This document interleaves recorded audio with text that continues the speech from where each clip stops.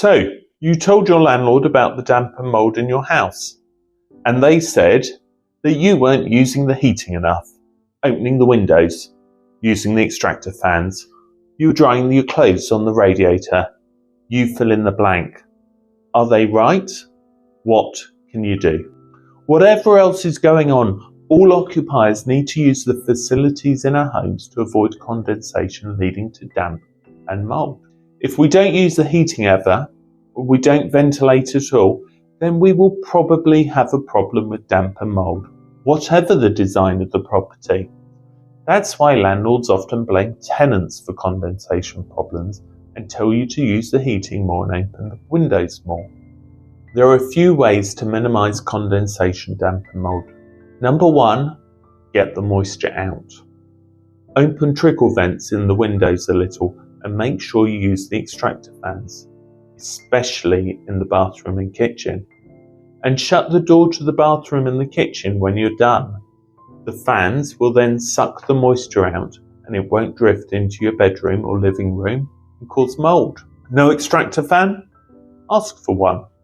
No trickle vents? Ask for one. These vents and fans enable ventilation without losing all the heat, and for the fans, at low electric cost. Number 2, keep warm.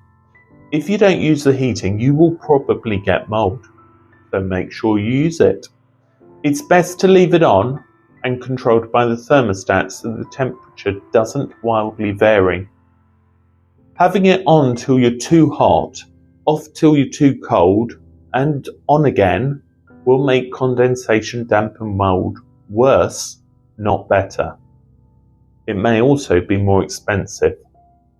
It is far better to leave it on at a reasonable temperature, probably cheaper too. It's normal for it to go off overnight. Number 3, dry your clothes indoors, but properly.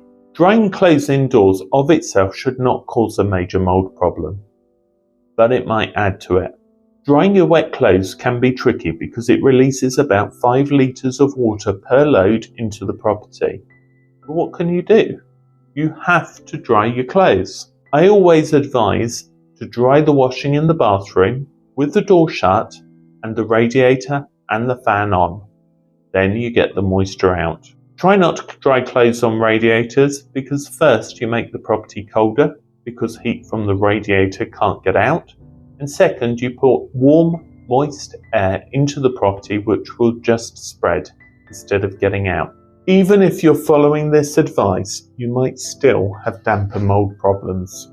If the landlord doesn't investigate and solve the problems, Anthony Gold Solicitors can advise on your rights and options.